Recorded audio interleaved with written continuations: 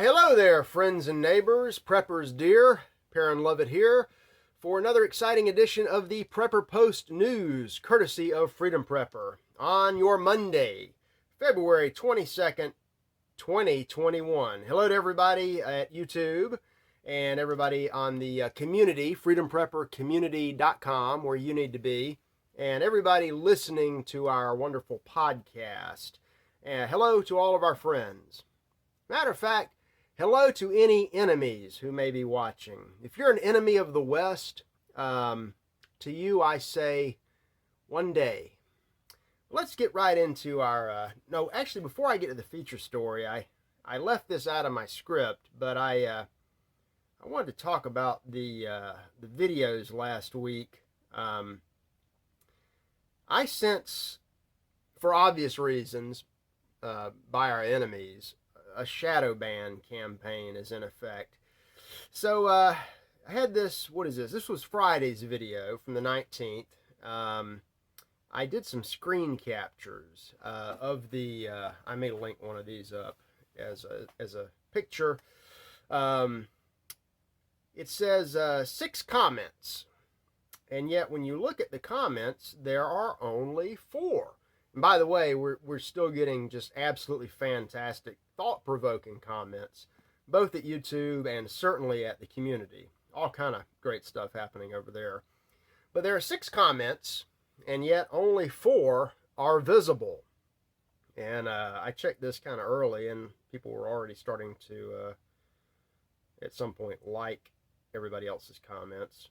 We got to get a lot of crosstalk going on, which is really good. That's what we really want, is a discussion. So you can toggle the comments under the sort by feature, either by top comments or newest first. When you just load up a video, top comments is the default. It says there are 6, but 4 are visible, and I've got a screen grab that shows that is with the top comment feature. Now, if you toggle over to newest first, 6 comments, they all load up. Although I've noticed sometimes that, it may say 6 comments, but there are 7 or 8. And it's interesting whose comments get hidden, and I think there's an algorithm for that. Certain words, but it doesn't make any sense, because the 2 that pop up that were not visible immediately are not offensive at all. I don't get it, but somebody does. Moving on, one guy who got it was Rush Limbaugh. And my title today is Gone But Not Forgotten. And I'm not talking about Rush. I'm talking about the great big hoaxish story of 2020, which is still with us. And I've got a link that you need to read in the script. It's something I talked about last summer. It's something I wrote about last summer when I first noticed it. It's something I've talked about repeatedly, but not lately, because there are certain things I cannot say. But take a look at this. It's a quote from an anonymous source, and I don't know if it's real or not. In fact, I tend to doubt that there's much veracity behind this. But what this anonymous source says is completely in line with the trends. It seems when you put certain things under a microscope, figuratively speaking, of course, nothing is there. Nothing is there, and we've known that. And this is just another example. 1,500 samples checked under a figurative microscope. Found all kind of things that you would expect to find under a microscope. However, one thing is missing, and the one thing that is missing was supposed to be in every single one of these 1,500 samples. What you think? I think it's all a big crock of shit. I don't ask pardon for that French. Got some related stories in the news. The Wall Street Journal, moving on now to something I can talk about. The Wall Street Journal has a story about somehow getting past this worst pandemic in history. It's like it's just magically coming to an end all of a sudden. We don't know how. And everybody has not been vaccinated yet. So this is a great mystery. Something you maybe a microscope would help explain it. Some kind of science. I'm not a scientist. I don't know. We've got confirmation from Johns Hopkins, and they're the ones who have run the the pandemic clock and map, the counter, with all of the numbers, bicycle pump numbers, and they're saying that by April, this thing it's by the way the things are trending now, it's just going to be gone. Poof, doesn't exist anymore. It's like somebody got elected or something, and now there's no reason to have this. I don't get it. Not that there's really much to get anyway. However, gone, but it's not forgotten, and it never will be. I've got a story out of Germany, and I have decided, in my role as a historical label giver, I am elevating Angela Merkel to the worst chancellor in the history of Germany. Congratulations, lady. And by the way, just for the heck of it, I'm going to say that Queen Elizabeth II is the worst monarch in British history.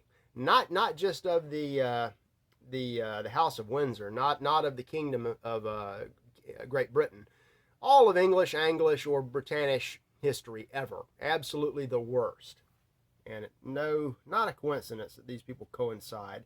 But dear Angela, her Angela, der Fuhrer of the New Reich, says that the virus will be with us forever.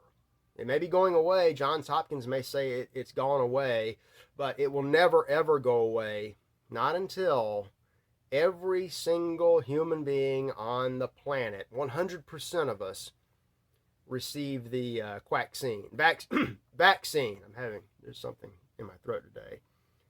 Absolute unmitigated. It's starting to look like a crime against humanity. That's the biggest one ever.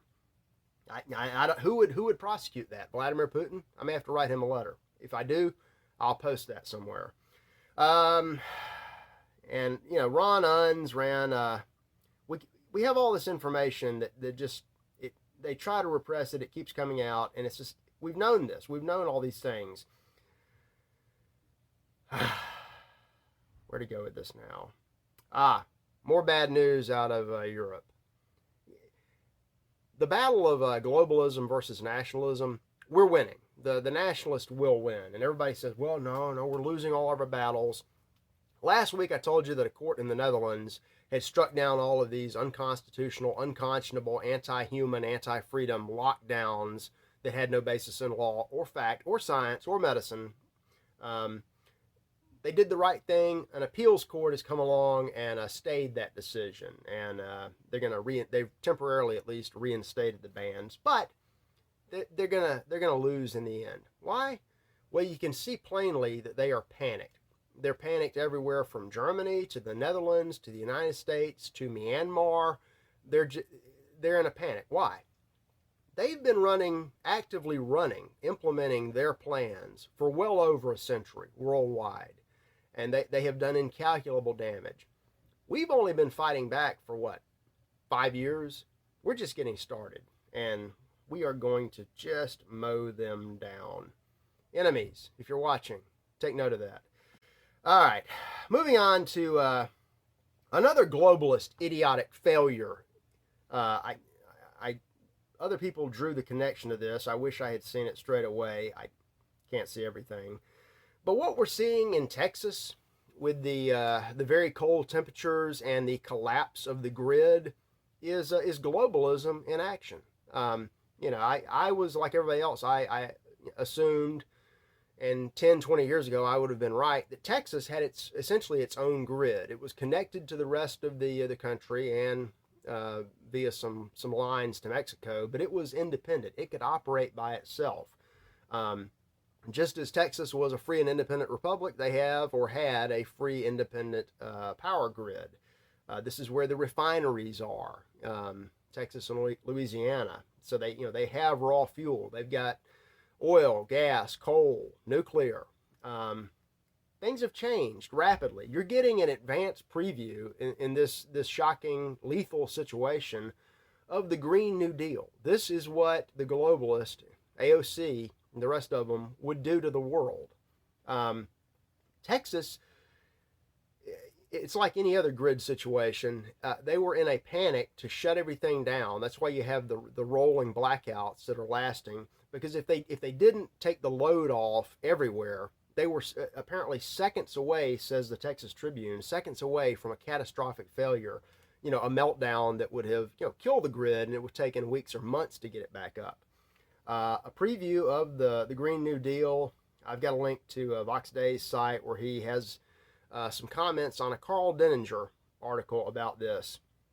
And the comments that he gets are from people, some of them in Texas, some of them in the power industry, that know Texas has very quietly shifted over to some of this green, earth-friendly bullshit technology that everybody is so happy about, like windmills and solar power. Well, when you have massive icing all over the place, a windmill reacts much like the wings of an airplane, except you can't de-ice them. They jam up and they stop working. They stop generating power. Solar is great. I'm a big fan of solar. Unless it gets really overcast and it can't generate enough electricity to even heat itself, and then it freezes over. Nothing gets in. There is no power. And these alternative power sources were they were in place to pump the gas, to start the refineries, to keep everything else working. They were the CMOS battery in the laptop. Without that, you can't boot it up. That's why you have hospitals without power. That's why half the state this weekend had no water. Many people had no heat and were freezing to death in their homes because, gas, electric doesn't make a difference. If you don't have your own ability to create heat or light, you're just doing without. And we had a great, at the community, we had a great alternative article about alternative technology working. Apparently Ford's new F-150, the eco-friendly EV model, has a backflow power mode where you can get 7.2 or 7.3 kilowatts of power out of it, and it's better than a generator because it quietly runs for hours or days, and it's enough to power a house. So there is, go to the community, join up, check that article out. It's floating around near the top of the board. Also think about generators. For a lot of people it's too late, but it's not too late for the rest of us to pull back, because if we don't have the mainline power generation ability, we've lost out. Germany, by the way, thank you, Angela, worst chancellor in German history ever, and you narrowly beat out the other guy. It's still kind of a toss-up. I'm elevating you because I think in the end you're going to be much worse, just like Queen Elizabeth already is. Worst queen ever, worst monarch ever in British history, ever. Possibly presiding over the end of England. They've had this experience in Germany. If you're dependent on alternative power sources and they don't work, you have no power. If they are the catalyst or the key that cranks up the traditional, the fossil fuels, and they don't work, you can't crank up the old ones. It's winter in Texas, obviously, winter in the northern hemisphere. The nuclear plants are typically down at this time of the year. They're up in the summer because that's peak season in the south. Everybody's got the AC on. They need a lot of power. They don't need as much in the winter, so they shut them down for maintenance. They cannot be cranked up like a car. You can't flip a switch. It takes quite some time to get those online. And they just have a royal mess. And it's not just killing people, it's killing people's wallets. I got a story here from The Sun about some cat in Austin or somewhere that has an app to look at his power bill, and it's whatever it is, kilowatts per hour. It's a acceptable charge, but it's a floating rate. And we've got this crazy decentralization of power and utilities. The finance sector is entering into the game and finding ways to raise prices. Well, if you're on a floating rate that can float by under the contract that you sign, can float, in real time with the market, if all of a sudden the whole power grid is down, the demand is way up, the price goes way up. So your $200-300 power bill for a month jumps up to $17,000. And this is going to happen statewide. A lot of people just can't pay that. They shouldn't have to pay that. And boy, we're going to have fun. Let's talk about some laws like the Green New Deal. And they're going to keep trying to push some of that through. Apparently, they've already succeeded under the radar. But other things that they're trying to pass, and I say this is what passes for law because we've abandoned Anglo-American jurisprudence. The Second Amendment, we've talked about this before, H.R. 127, is under attack. I got an article with some more information about exactly what they want to do. They don't just want to take the guns and the ammo and slow everything down and license everybody. They want to do background checks. We already do background checks. They want to do psych evaluations on potential gun owners, and I guess present gun owners too. You don't pass, and who knows who's going to do them. I'm sure the government will, and it will be a subjective standard without appeal, and they'll just come take your guns. But they might take your guns pending the process, but it's not just for you, the gun owner. It's an evaluation of everybody in the household. So, you know, if shall not be infringed, thing in the past. The whole Constitution, thing in the past. You know, most of this won't make it through. We have those brave Republicans batting for us. And I'll be honest, I've had a rough time lately with a few other things that I'm working on. Part of the reason, it's the same thing with these Republicans, our people on our side. The reason conservatives have conserved nothing is because too many people on the right, instead of working for their own interest, have been head over heels, madly in love with the idea of helping the enemy at all cost, and that just doesn't work. I'm fine. It's going to be fun working through some of these things, but not for the rest, for me, but not for the rest of us, because it's time to fight. Time to fight. And people who are not with us, are you against us? Let's see here. I'll tell you who's against us. Congress. Time for a little water. Quackscene. Vaccine. Okay, I'm better now. At the same time that they're taking away more of your constitutional rights, what few remain, because you're bad. Citizens are bad. Illegal invaders are good. There's another story about the proposed Amnesty plan. Now it's going to meet with resistance. Mitch McConnell will slow this down. Biden apparently wants an 8-year period to integrate the 11 million or however many illegal aliens who are all criminals who should not be here, should be prosecuted. Let them become Democrat voters or citizens. Mitch will probably slow it down to make it a flat decade or 8.5 years, or they'll reach some kind of compromise the way they always do. Always for the last time. Just like 1986 was the last time that amnesty would ever be discussed until right now. It's coming, and if you want more of something, you subsidize it. So if you want more illegal invasion of your country, the largest mass migration of peoples ever, guaranteed to cause a war, you do something like legalize it. It is what it is. And 48 years ago, we legalized baby murder in this satanic country. It's the only way to put it. States have here and there popped up and tried to ban this evil, barbaric practice. They've always been slapped down by the federal courts, unelected, black-robed Nazgul. South Carolina, just the end of last week, passed a sweeping anti-abortion law, would have cut most abortions in the state, saved God knows how many thousands of children every year. It was passed on Friday, signed by Governor McMaster on Friday. I never clap for politicians. Hats off to you, sir. Immediately struck down or temporarily stayed by a federal judge. Her name is not important.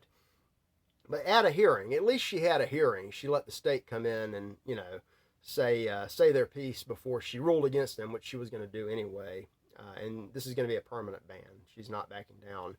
She slyly asked the state's attorney, how do you square this new law with Roe versus Wade? And God knows what the answer was. Some sort of lawyering weakness. I got an answer. How do we square it? Well, how about at bayonet point? That would work. But It is what it is. Governor McMaster, maybe it's time to talk about, nullification, interposition, and secession, or declaring people, any person, including a federal judge who interferes with the legal processes in your state or the lives of the youngest citizens of your state, consider that person an enemy combatant. That's not just a game the feds can play. We shall see. We shall see. It's going to be an interesting decade. Really, really interesting. But we lost Rush.